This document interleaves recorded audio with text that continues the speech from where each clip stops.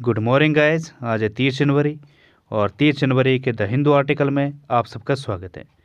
तो चलिए गाइस, बिना किसी देरी के शुरू करते हैं आज का पहला वर्ड। गाइस आप वीडियो को लाइक और शेयर कर दीजिए। तो चलिए शुरू करते हैं आज का पहला वर्ड। पहला वर्ड है फैलो। इसका मतलब हो जाएगा बंजर भूमि या अनकल्टिवेटेड भूमि को कहा जाएगा फैलो।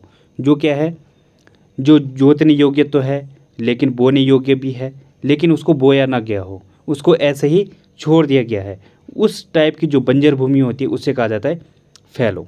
सिनोनिम होंगे इसके अनप्लाउड। अनप्लाउड दोनों ही सेम है, स्पेलिंग पे ध्यान देना, दोनों में स्पेलिंग का अंतर है, प्रोनाउंसिएशन सेम है, ठीक है। अनप्लाउड अनप्लाउड। अनडेवलप्ड ये भी इसके सिनोनिम होंगे। अनप्लाउड मीन्स क्या होता है, जो अजोत है, जो भी जोता ना गया हो, वो होता है अनप्लाउड। प्लाउड मीन्स क्या होता है, जो जोता गया है, ठीक है। एक और वर्ड होता है अनटिल्ड। इसका मतलब क्या हो जाएगा, अजोत को कहा जाएगा, ठीक है। अनप्लांटेड हो जाएगा, जिस पर कोई भी प्लांटेड नहीं किया हो। टिल्ड मीन्स क्या होता है, जोतने को कहा जाएगा, जो जोता हुआ है, और अनटिल्ड जो अजोत है। इससे फैलो से कंफ्यूज मत करना, FELLOW फैलो वाला। इसका मतलब क्या होता है, दोस्त को कहा जाता है, साथी को कहा जाता है फैलो। एंटीनिम क्या होगा इसका, कल्टिवेटेड, प्लोलैंड। प्लोलैंड दोनों में स्पेलिंग का अंतर है, जोती हुई भूमि को कहा जाता है। टिलेज मीन्स भी क्या होता है, जोती हुई भूमि। टिल्ड लैंड होता है जोती हुई भूमि, ठीक है। जैसे अनटिल था वैसे ही टिल्ड भूमि है। टिल्थ होगा, जोती हुई को कहा जाएगा, ठीक है। तो ये हो जाएगा इसके एंटीनिम। एग्जाम्पल क्या हो जाएगा इसका, incentive were provided to farmers to let land lie fallow. किसानों को बंजर पड़ी भूमि के लिए इंसेंटिव्स प्रदान किया गया था। तो ये हो जाएगा इसका एग्जाम्पल। अगला वर्ड है लाइट हार्टेड। इसका मतलब होता है प्रसन्नचित या केयर फ्री को कहा जाएगा लाइट हार्टेड। जो क्या है, जॉयफुल है, जॉयस है, या प्लीजिंग है, ग्लैड है, वो होता है लाइट हार्टेड।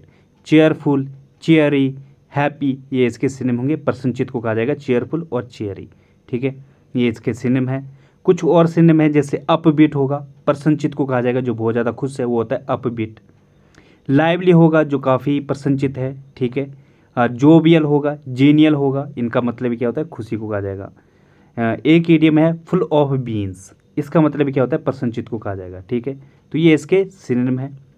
ग्लैड भी होगा इसका एक सिनोनिम। एंटीनिम क्या होगा इसका, miserable, heavy hearted, depressed, upset, ये इसके एंटीनिम होंगे।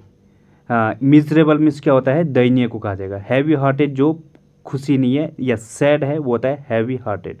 डिप्रेस्ड जो डिप्रेशन में है, ठीक है। अपसेट दुखी को कहा जाएगा। ये इसके एंटीनिम होंगे। एग्जाम्पल होगा इसका, we had an excited light hearted chatter.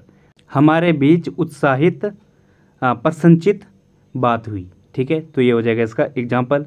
अगला वर्ड है फ्लेयर। इसका मतलब क्या हो जाएगा, कौशल या एप्टीट्यूड को कहा जाएगा फ्लेयर। अ नेचुरल टैलेंट और एप्टीट्यूड को कहा जाता है फ्लेयर। जो आपके अंदर नैक होती है बचपन से, कोई इंट्रिंसिक कौशल होता है, वो होता है फ्लेयर। इधर रोनाल्डो हैं जो इमेज में दिख रहा होगा।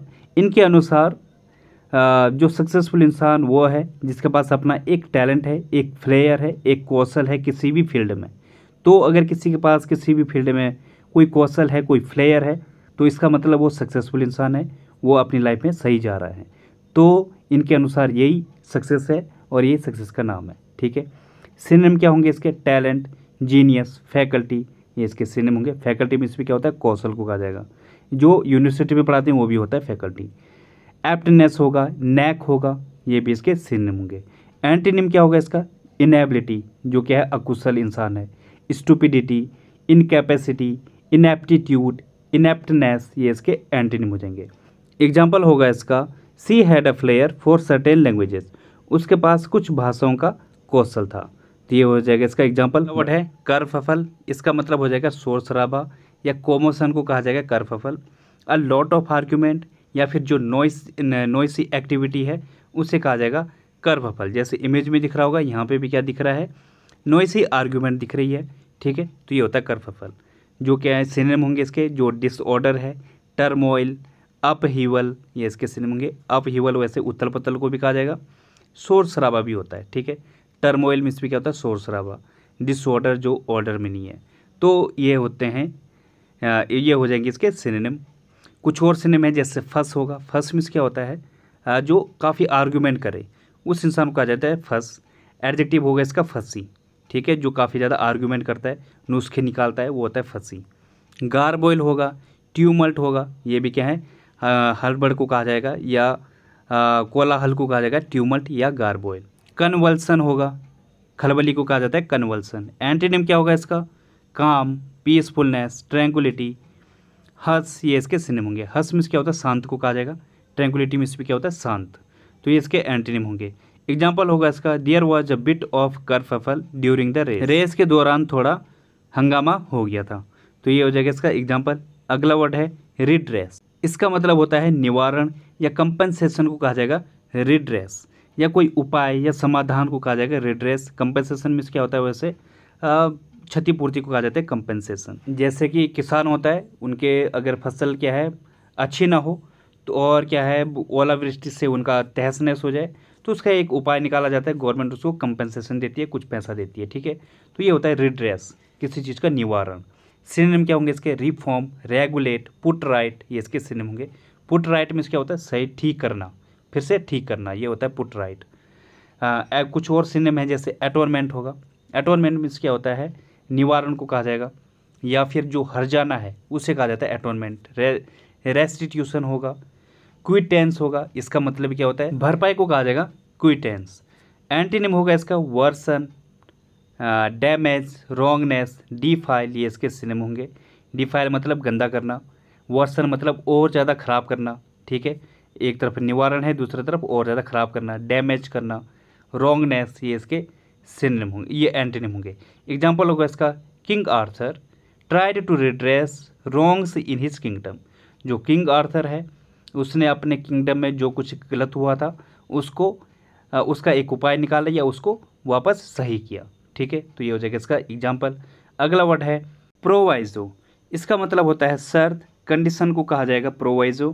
किन्हीं दो ऑर्गेनाइजेशन या किन्हीं दो लोगों के बीच में जब कोई संबंध स्थापित होता है तो उनके बीच में पहले क्या, कोई अनुबंध होता है, एक शर्त होता है, एक प्रोवाइजो होता है, वो होता है प्रोवाइजो, ठीक है, प्री कंडीशन जो होती है।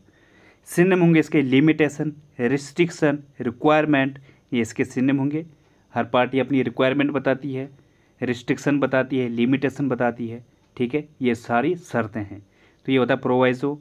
स्टुपुलेशन होगा, इसका मतलब क्या होता है, शर्त को कहा जाएगा। केवियट होगा, वैसे इसका मतलब चेतावनी भी होती है, और दूसरा क्या है मतलब इसका अनुबंध या फिर जो चेतावनी पत्र होता है वो होता है केवियट। क्वालिफिकेशन होगा, ये भी इसका एक सिनोनिम होगा। एंटीनिम क्या होगा, फ्रीडम, एमनेस्टी, ईज, ये इसके सिनोनिम होंगे। एमनेस्टी मीन्स क्या होता है, छूट को बोला जाएगा या क्षमा को कहा जाएगा, तो जिसमें बिल्कुल छूट है, कोई किसी प्रकार की कोई प्रोवाइजो नहीं है, कोई शर्त नहीं है, कंडीशन नहीं है, तो ये हो जाएगा। एग्जाम्पल होगा इसका, one proviso attaches to the legacy. विरासत से जुड़ी एक शर्त या फिर जुड़ा एक अनुबंध, तो ये हो जाएगा इसका एग्जाम्पल। बढ़ते हैं आगे। अगला वर्ड है सब सर्व। इसका मतलब हो जाएगा में सहायक होना या उपयोगी होने को कहा जाएगा सब सर्व। प्रमोट को कहा जाएगा सब सर्व, जब किसी को सहायता दी जाए या प्रमोशन किया जाए या असिस्ट किया जाए वो होता है सब सर्व।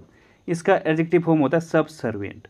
इसका मतलब क्या होता है, जो सर्वाइल नेचर का है या फिर जो चापलूस टाइप का है वो होता है सब सर्वेंट, ठीक है, जो जी हुजूरी में लगा रहता है वो होता है सब सर्वेंट। सिनोनिम होंगे इसके ऐड, स्पॉन्सर, असिस्ट, हेल्प, ये इसके सिनोनिम होंगे। एंटीनिम क्या होगा इसका, जो इंडिपेंडेंट है, जो डिनाई करे, डिसरिगार्ड करे, किसी को नज़रअंदाज करने को कहा जाएगा डिसरिगार्ड, या क्या दिखाने को कहा जाएगा, या किसी की बेइज्जत करने को कहा जाएगा डिसरिगार्ड। इग्नोर करना, नेगलेक्ट करना, ये इसके एंटीनिम होंगे। एग्जाम्पल होगा इसका, लाइट एक्सरसाइज सबसर्व्स डाइजेशन।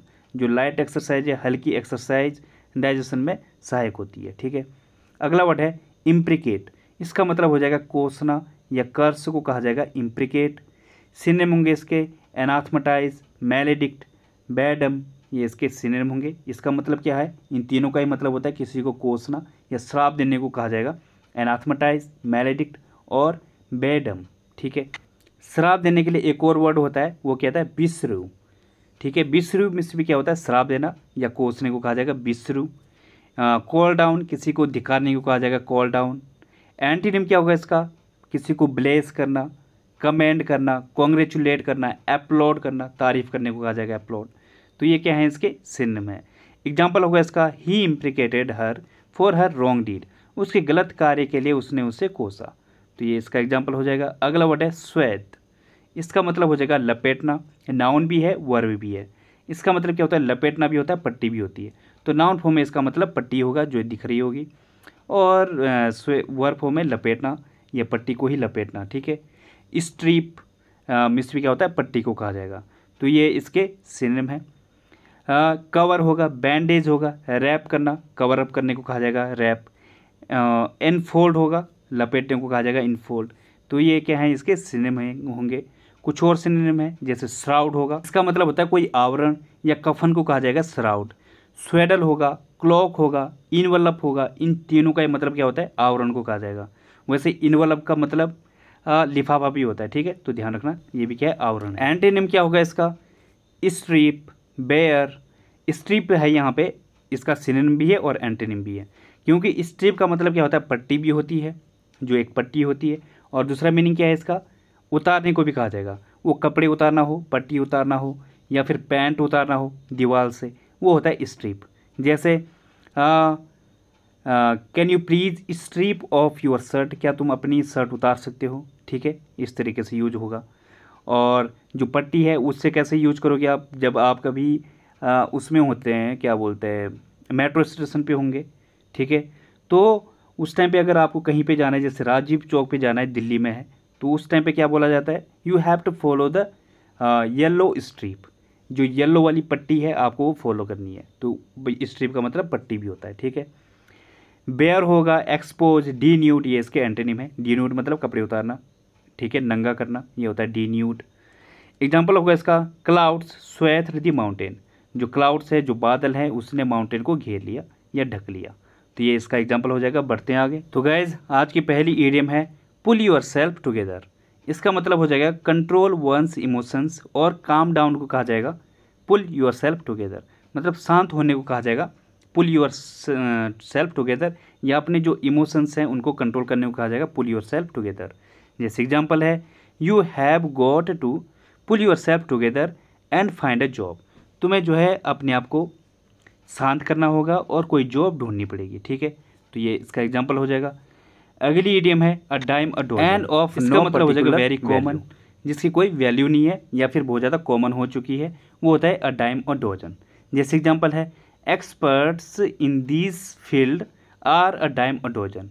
जो एक्सपर्ट्स हैं इस फील्ड में, वो क्या है? बहुत ही ज़्यादा कॉमन है या बहुत ज़्यादा हो चुके हैं, इनकी ज़्यादा कोई वैल्यू नहीं है। जैसे कि टमाटर है, कभी उसकी वैल्यू बहुत ज़्यादा हो जाती है, जब उसकी क्या होती है? भरमार होती है, तो उस टाइम पे वो उसकी वैल्यू नगण्य होती है, कोई वैल्यू नहीं है, डाइम अ डोजन है। लेकिन कभी कभी उसकी वैल्यू काफ़ी हो जाती है, कॉस्टली हो जाता है। ठीक है, तो ये होता है जब कोई चीज़ कॉमन होती है, हर जगह भरमार पड़ी हुई है, तो उनकी कोई वैल्यू नहीं होती है। अगला वर्ड है लॉक हॉर्न्स। इसका मतलब क्या हो जाएगा? इंगेज इन कन्फ्लिक्ट, आपस में उलझने को कहा जाएगा इंगेज इन कन्फ्लिक्ट या लॉक हॉर्न्स। ठीक है, जैसे एग्जाम्पल है, the mayor and her deputy locked horns over plans for the new road. New road को लेकर मेयर और जो डेप्यूटी हैं वो आपस में उलझ पड़े। ठीक है, तो ये हो जाएगा इसका एग्जाम्पल। अगली इडियम है कीप द पैडल प्रेस्ड। इसका मतलब क्या हो जाएगा? वर्क वेरी क्विकली, बहुत तेज़ी से कार्य करने को कहा जाएगा कीप द पैडल प्रेस्ड। इसके लिए एक और इडियम आती है, क्या? Put the pedal to the metal. ठीक है, इसका मतलब क्या हो जाएगा? वर्क वेरी क्विकली, फास्ट करने को कहा जाएगा कीप द पैडल प्रेस्ड। मतलब क्या? अपनी पैडल को साइकिल पर या किसी चीज़ या एक्सीलेटर पर दबा के रखो, जिससे कि स्पीड बनी रहे। जैसे एग्जाम्पल है, we are going to be late keep the pedal pressed. हम जो हैं लेट होने वाले हैं, अपनी स्पीड को या वर्क को क्विकली बनाए रखो या अपनी स्पीड को बनाए रखो। तो ये हो जाएगा इसका एग्जाम्पल। बढ़ते हैं आगे। तो गाइस, आज का रूट वर्ड है बैन, बैन और बॉर्न। इनका मतलब होता है गुड, वेल या अच्छे को कहा जाएगा बैन, बैन और बॉर्न। कहीं पे आप ये वाले रूट वर्ड देखोगे, इससे आगे देखोगे तो इसका कैसा सेंस देगा? कुछ अच्छे का सेंस दे रहा होगा। जैसे बेनेडिक्शन, इसका मतलब क्या हो जाएगा? A prayer asking God for help और प्रोटेक्शन। आशीर्वाद को कहा जाएगा बेनेडिक्शन। ठीक है, भगवान से जब हम आशीर्वाद लेते हैं। वो होता है बेनेडिक्शन। वैसे बेनिफिशियल इसका मतलब क्या हो जाएगा, हेल्पफुल, यूजफुल और गुड, लाभकारी को कहा जाएगा बेनिफिशियल, ये आप जानते हो। बेनेवोलेंट क्या होगा, काइंड एंड हेल्पफुल को कहा जाएगा, जो दयालु है उससे कहा जाएगा बेनेवोलेंट। बोनाफाइड, फाइड मीन्स क्या होता है, विश्वास को कहा जाएगा, बोना मतलब जो अच्छा है। तो अगर किसी पर आपको विश्वास है, कोई पर्सन जेन्युइन है, रियल है या लीगल है कोई, उसे कहा जाएगा, जो प्रमाणिक है उसे कहा जाएगा बोनाफाइड। ठीक है। बोन वोयाज, इसका मतलब क्या हो जाएगा, गुड लक फॉर जर्नी, शुभ यात्रा को कहा जाएगा बोन वोयाज। वोयाज मीन्स क्या होता है, यात्रा को कहा जाएगा, तो बोन मतलब अच्छा, तो शुभ यात्रा को कहा जाएगा बोन वोयाज। तो ये हो जाएंगे आज के रूट वर्ड। बढ़ते हैं आगे। तो गाइज अब करते हैं हम कुछ एक्सरसाइज, ठीक है, कुछ ग्रामर रूल्स करते हैं। हमने कल करा था सब्जेक्ट और वर्ब का जो एग्रीमेंट है, ठीक है, उस बेस हमने कुछ पढ़ा था। अब उससे आगे किस तरीके से एग्जाम में क्वेश्चंस आते हैं, काफ़ी इंपॉर्टेंट होते हैं, ठीक है। सबसे इंपॉर्टेंट मैं इस चैप्टर को मानता हूँ, सबसे ज़्यादा अगर क्वेश्चंस आते हैं तो इसी बेस्ड आते हैं, ठीक है, सब्जेक्ट और वर्ब बेस्ड। अब यहाँ पे जो आपके सामने एग्जाम्पल दिख रहा है, इसमें बिल्कुल सेम ऐसा ही है, सब्जेक्ट और वर्ब की एरर है, ठीक है। कल हमने क्या करा था कि जो सब्जेक्ट है उसके अकॉर्डिंग वर्ब को आगे चेंज करना पड़ता है, ठीक है। सब्जेक्ट के अकॉर्डिंग वर्ब आगे चेंज होती है, सिंगुलर होगी तो सिंगुलर सब्जेक्ट होगा तो सिंगुलर वर्ब आएगी। लेकिन हमें फाइंड करना पड़ता है कि सब्जेक्ट कौन सा है। प्रॉब्लम यहाँ आती है, क्योंकि यहाँ पे कन्फ्यूजन कहाँ पे आती है, क्वालिफायर में आती है। कई बार बच्चे क्या होते हैं, जो क्वालिफायर होता है उससे सब्जेक्ट समझने लग जाते हैं और उसके अकॉर्डिंग फिर वर्ब को आगे चेंज कर देते हैं, ठीक है। अब यहाँ पे क्वेश्चन है आपके सामने, इसको ध्यान से देखना, ठीक है। हम पढ़ेंगे इसको आराम से और फिर इसकी एरर फाइंड करेंगे। अब यहाँ पे सेंटेंस है, a letter of recommendation from the principal and the head of English department have helped him to get the lucrative job, ठीक है, ये हो गया। अब यहाँ पे सबसे पहले आपको इसका सब्जेक्ट फाइंड करना पड़ेगा, ठीक है, कि सब्जेक्ट कौन सा है, और फिर उसके अकॉर्डिंग आपको वर्ब को ढूंढना पड़ेगा कि वर्ब इसके साथ सही फिट हो रही है नहीं हो रही है। तो फिर से हम इसको पढ़ते हैं, अ लेटर ऑफ रिकमेंडेशन, ठीक है, यहाँ तक हो गया। From the principal and the head of English department, यहाँ पे ध्यान दिया आपने, फ्रॉम के बाद एक फ्रॉम प्रीपोजिशन है, आपको पता है, और दूसरा क्या है, ऑफ भी प्रीपोजिशन है। यहाँ पे जो फ्रॉम है उसके बाद क्या है, the principal and the head of English department. अब आप सोच रहे होंगे कि सब्जेक्ट ये है, आगे हैव लग गया है, तो आप सोच रहे होंगे ये बिल्कुल करेक्ट हो गया, क्योंकि क्या है, एंड कंजक्शन है, उसने दो चीज़ों को जोड़ दिया है, प्रिंसिपल और हेड ऑफ इंग्लिश डिपार्टमेंट, ठीक है। तो आप सोच रहे होंगे कि ये हैव है, ये बिल्कुल करेक्ट है, क्योंकि ये हैव क्या है, इन दोनों के लिए चूज हो कि क्या है, जब दो चीज़ें मिलती हैं, एंड से कंजक्शन होता है, तो वो क्या होता है, उसके साथ हैव ही लगता है, प्लूरल लगता है। लेकिन सब्जेक्ट अगर ये होगा तब होगा ना, यहाँ पे तो सब्जेक्ट ये है नहीं। सब्जेक्ट कौन सा है, इसको हम फिर से देखेंगे, ठीक है। A letter of recommendation from the principal and the head of English department, जो है, जो लेटर है रिकमेंडेशन का, कि कहाँ से, ये क्या है, एडिशनल इन्फॉर्मेशन दे रहा है, कौन सा, जो प्रिंसिपल है और इंग्लिश डिपार्टमेंट है। किस चीज़ की, किसकी एडिशनल इन्फॉर्मेशन दे रहा है, ये लेटर जो ऑफ रिकमेंडेशन की एडिशनल इन्फॉर्मेशन दे रहा है। फिर से देखेंगे हम, a letter of recommendation from the principal and the head of English department, कहाँ से, जो प्रिंसिपल है और हेड ऑफ डिपार्टमेंट है, उसने हेल्प की है उसकी ल्यूक्रेटिव जॉब पाने की, ठीक है ना। तो यहाँ पे helped him to get the lucrative job. अब ये जो हैव हेल्प्ड है, ये किसके लिए, इसका सब्जेक्ट कौन सा है, अ लेटर ऑफ रिकमेंडेशन, ठीक है ना। यहाँ पे सब्जेक्ट ये है अ लेटर, और ए लेटर क्या है, एक सिंगुलर है, तो इसके अकॉर्डिंग यहाँ पे हैज़ आना चाहिए। हैव क्या है, यहाँ पे रॉन्ग है, तो आपको हैड हैव को हटाना है और यहाँ पे लिखना पड़ेगा हैज़। अब ये करेक्ट है, ठीक है ना। एक और तरीका है इसका सब्जेक्ट ढूंढने का, आपको प्रीपोजिशन ढूंढनी है। प्रीपोजिशन मिलेगी आपको, जैसे यहाँ पे ऑफ है, ये क्या है, प्रीपोजिशन है, ऑफ के पहले क्या आएगा, सब्जेक्ट आएगा, तो वहाँ पे आ गया अ लेटर, ठीक है ना। अब आपने इसकी वर्ब ढूंढी है, इसकी वर्ब है कहाँ पे, आगे आपने पढ़ा of recommendation from the principal and the head of English department, आगे देख लिया आपने कि इसकी जो वर्ब है वो यहाँ पे है, हैज़, ठीक है ना। अ लेटर ऑफ, आगे क्या है, हैव हेल्प्ड हिम, उस लेटर ने उसकी हेल्प की है, जो कहाँ से मिली थी, from the principal and the head of department, ठीक है ना, to get the lucrative job. अब बात समझ में आ गई आपकी। एक सेंटेंस को अगर आप अच्छे से पढ़ते हो, ठीक है, अच्छे से देखते हो, तो लगभग ग्रामर आपको अच्छे से समझ आ जाती है। अब एक और सेंटेंस देखते हैं इसमें, ठीक है। The latest global snapshot of student performance show decline in scores in the US and stagnant performance in science and reading, ठीक है। यहाँ पे आपको एरर फाइंड करनी है।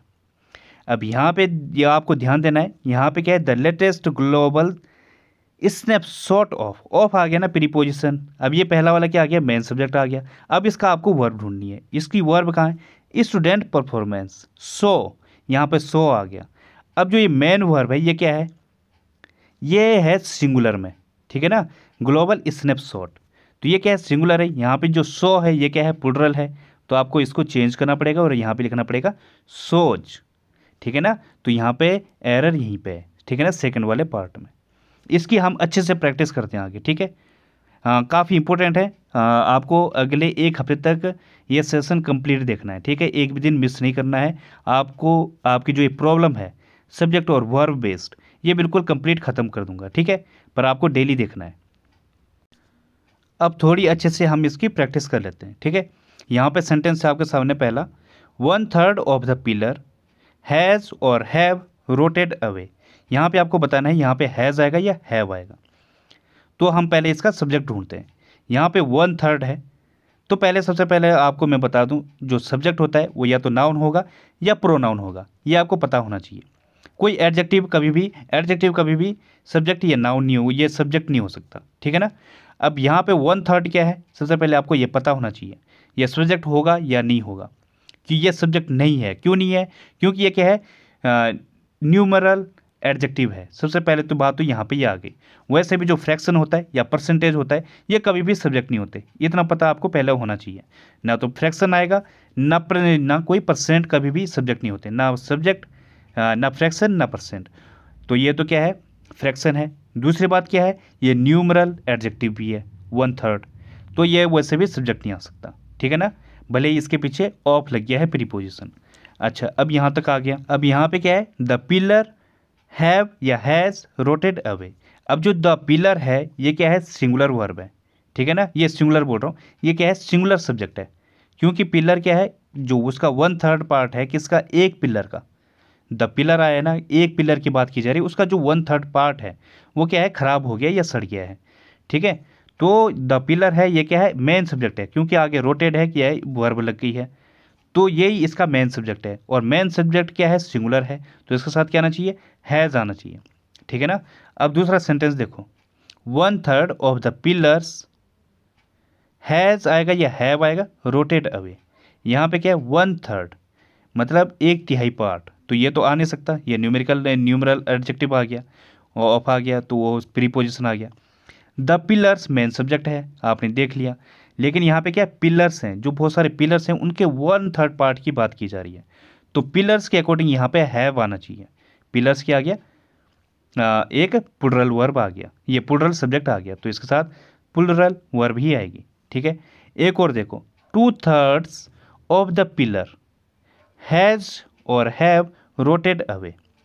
यहाँ पे आपको एरर फाइंड करनी कहाँ पे है, यहाँ पे सबसे पहले एक चीज़ पे ध्यान देना, 2/3 अगर यहाँ पे 2/3 लगाए, ऊपर क्या था, 1/3 था, 1/4 था, 1/5 आ गया, चाहे जितना भी है, अगर आगे 1 लगा है तो थर्ड आएगा।